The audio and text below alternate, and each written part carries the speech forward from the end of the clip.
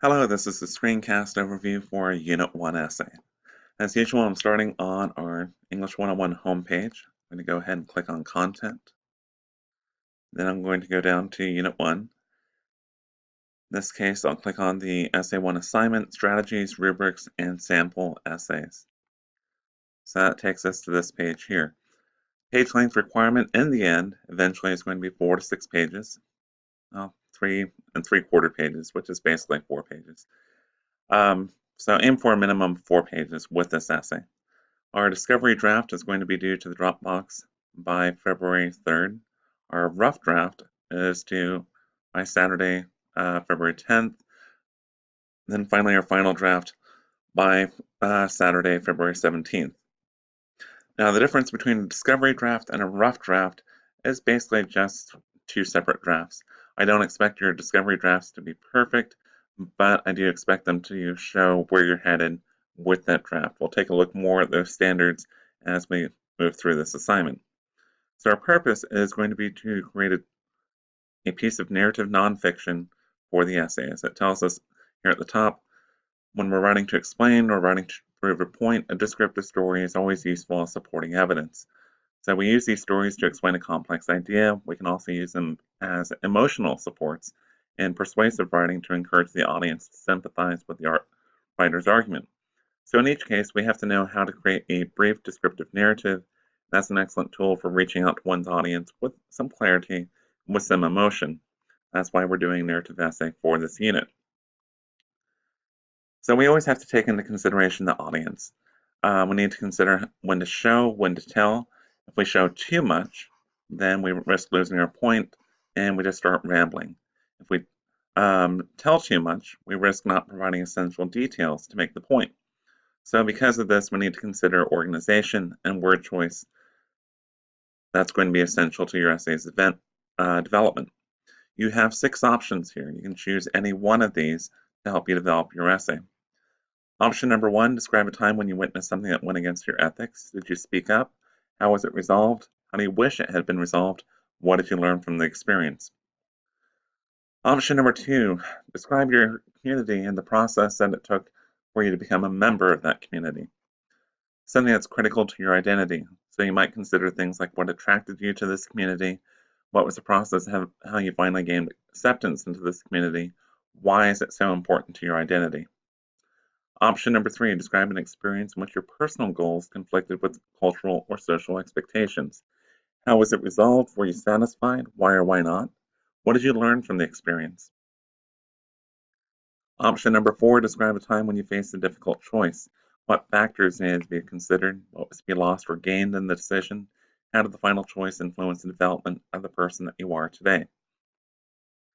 Option number 5, describe a time when you discovered your memory or of a place or an event was in conflict with the reality of it.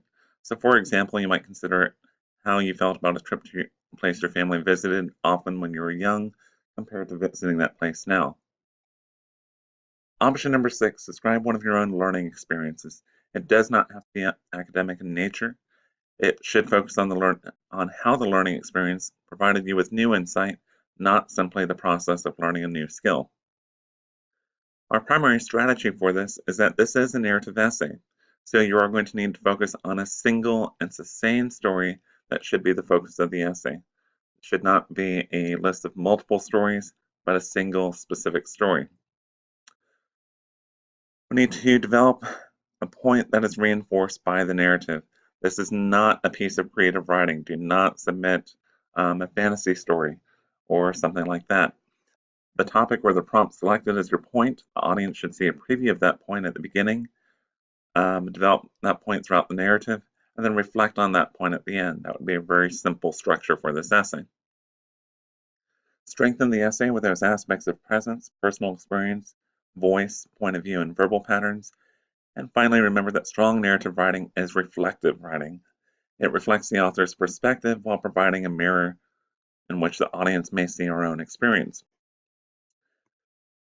I always have students who say, "Whoa, why do we need to grade rough drafts? They're just rough drafts." And actually, it's just that attitude, which is why we have grades for the discovery draft and the rough draft.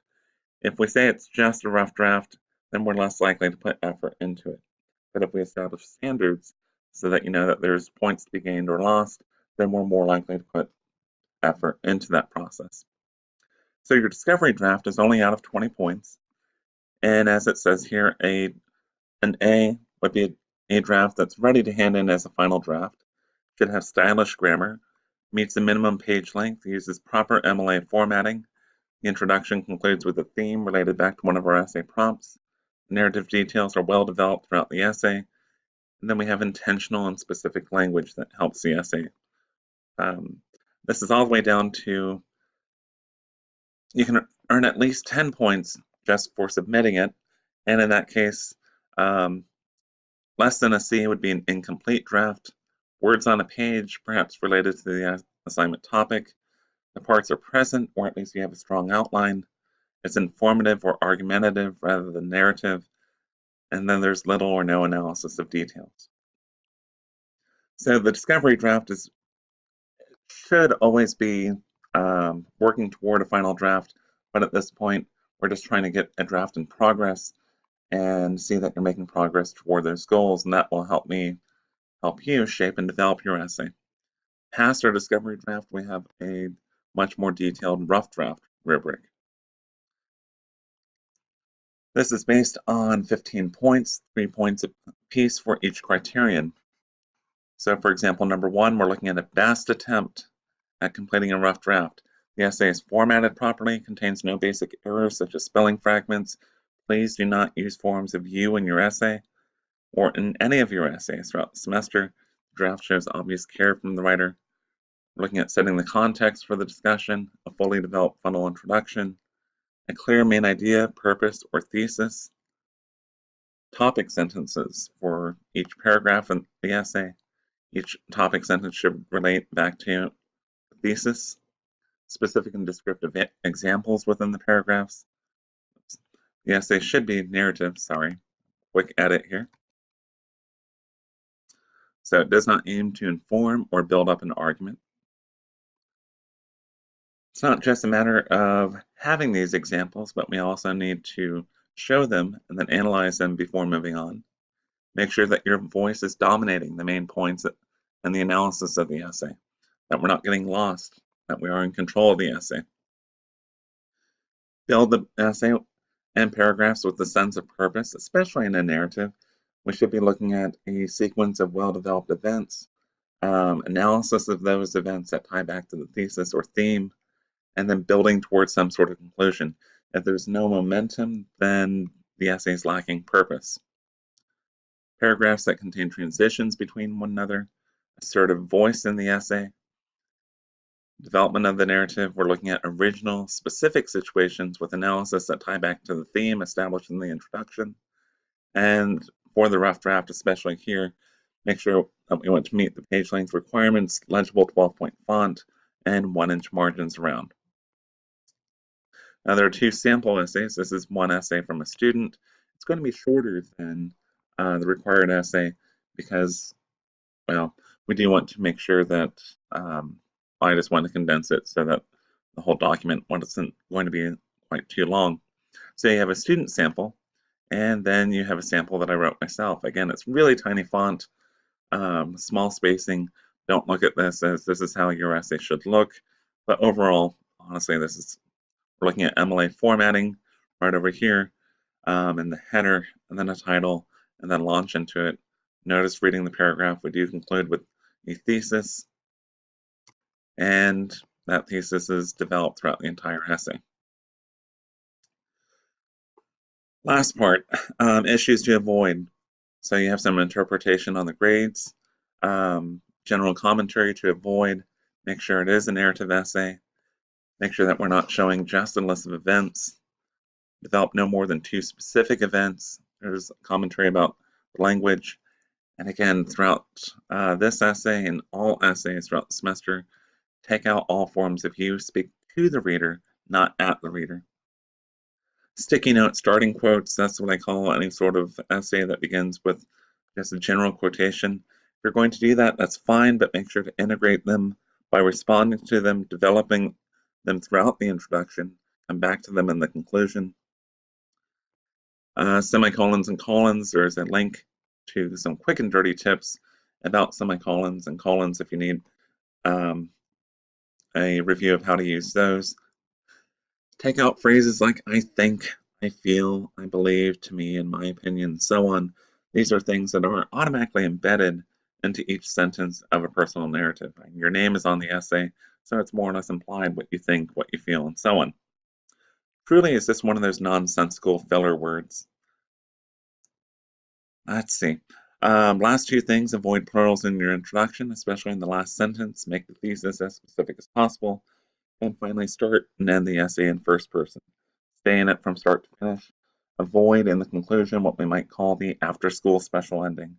That is where we come out of the essay and we suddenly preach a moral to the audience, what the audience should have learned. Do not do that. Stay in the essay from start to finish.